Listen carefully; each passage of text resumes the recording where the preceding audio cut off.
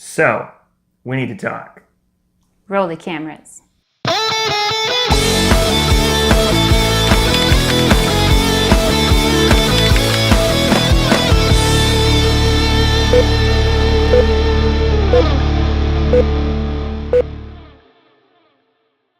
Hi, I'm Matthew. And I'm Emily. Welcome to the M&M Show, a talk show about all the stuff you're not supposed to talk about. Since this is our very first episode, we thought we would tell you a little bit about ourselves and how we came up with the idea for this show. So we live in Tennessee. I'm a pastor. I've been pastoring for a little over 6 years now. I'm also a musician. I play piano, keys, guitar, and bass, and I write and record my own music. And I'm also a huge St. Louis Cardinals fan.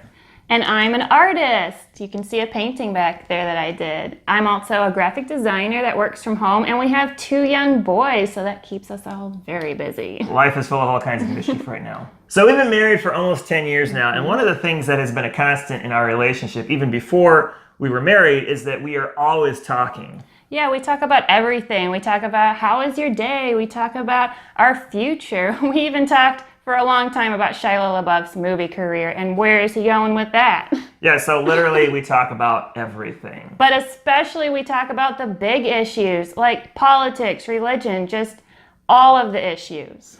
All the stuff basically that you were told not to talk about if you want to avoid conflict. Yeah, so all that talking got us thinking, what if we start a YouTube show?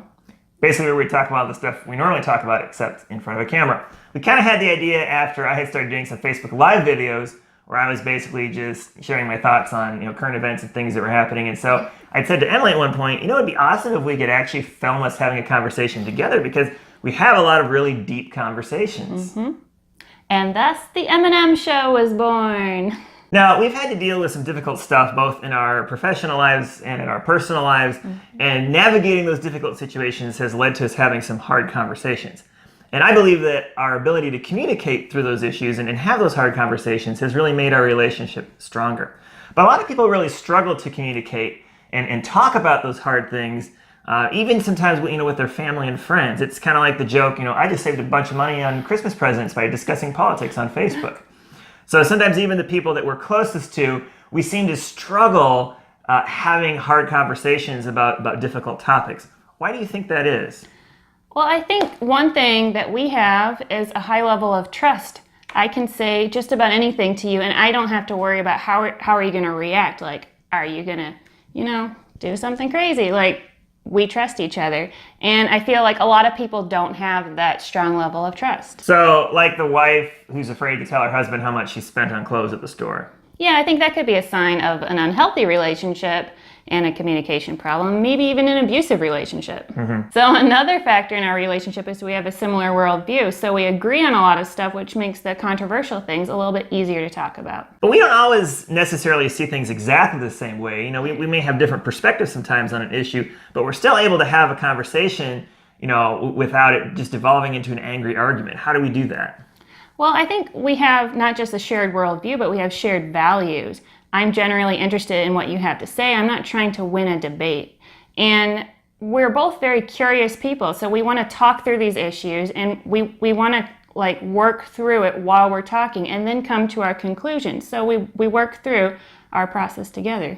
So being able to talk about something and maybe ask a question without already having arrived at an answer, and not have to worry that the other person is going to judge you for that, but let you process through it and ask those questions. Yeah. So do you think it's possible for people with different worldviews but who share a commitment to conversation, especially listening to each other, is it possible for them to have a conversation about hard things and have productive dialogue?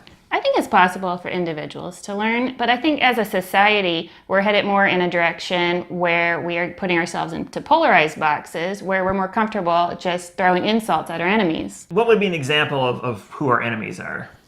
I think anybody who you'd put in a different box. So with topics like abortion or Christians versus Muslims, Republicans versus Democrats, we've just become more comfortable with the idea of fighting our enemy. Yeah. So basically, reactionary conflict has become the status quo. And if people are brave enough to have these kind of conversations, like on social media or something, they usually don't go well. So why on earth would we start a YouTube talk show where we're basically talking about all these controversial issues? Because we're crazy, of course. But also we believe that even with the risk that goes along with these kind of conversations, we believe that they should happen.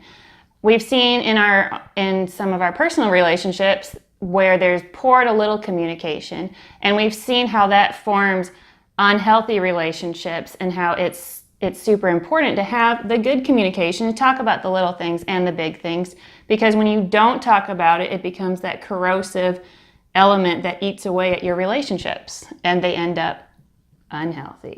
Yeah. And the thing about conflict is it doesn't go away by not talking about it. It festers and it gets worse. And we can see this on a societal level too. For example, with the issue of racism. A lot of people get upset if you talk about racism. They have this idea that time heals all wounds. If we just allow time to pass, that it will resolve itself. And so if you bring up the issue of racism, they're like, why are you stirring up trouble? But the reality is you're not creating the problem. You're simply shining a light on a problem that was there the whole time. So whether it's in a relationship or in society, problems have to be talked about openly in order to resolve them. Mm-hmm. That's why in our relationship, when we have something, an issue we're talking about, we keep talking about it until we both feel it's resolved. Exactly, both of us, not just when one of us think it's resolved. So with the issue of racism, we can't just stop when white people say it's not a problem anymore. We have to keep talking about it until people of color say it's been resolved. Also, I believe one reason why we struggle to have hard conversations about controversial issues is because we've avoided them for so long. Some people feel that social media has had a polarizing effect on our society, and that might be the case. But I kind of tend to think that social media has just revealed the divide that was already there. Back in the day before social media, you wouldn't necessarily talk to your next door neighbor about politics. But now that he's on Facebook, you can see all of his posts, and you can see who he voted for and who he supports.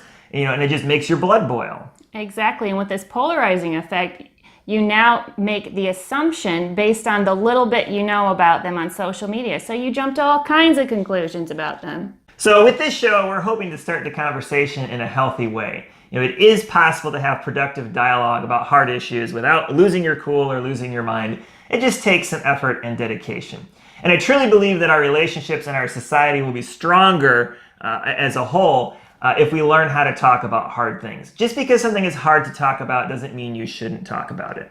Exactly. And if you are interested in these kind of hard conversations, join us on the M&M Show. Hi, this is a segment of the show where we promote things that we like. Today, I want to tell you about this book, Braving the Wilderness by Brené Brown. I have read a couple of her books now. I'm not quite finished with this one, but I'm going to keep going. This one has been really great. I want to read a quote for you. She says, "Can we find our way back to ourselves and to each other and still keep fighting for what we believe in? No and yes. No, not everyone will be able to do both, simply because some people will continue to believe that fighting for what they need means denying the humanity of others. I do believe, however, that most of us can build connection across difference and fight for our beliefs if we're willing to listen and lean into the vulnerability. Mercifully, it will take only a critical mass of people who believe in finding love and connection across the difference to change everything." And that's what our show is about. We are trying to build that connection and build that critical mass in our little world of influence so we can change, or at least begin to change, everything. And I highly recommend reading this book and buying it. Thanks for joining us on the M&M Show. That's our show for today. If you like this video, be sure to like and subscribe, and also share it on social media so your friends can join in the discussion too. Until next time, keep the conversation going.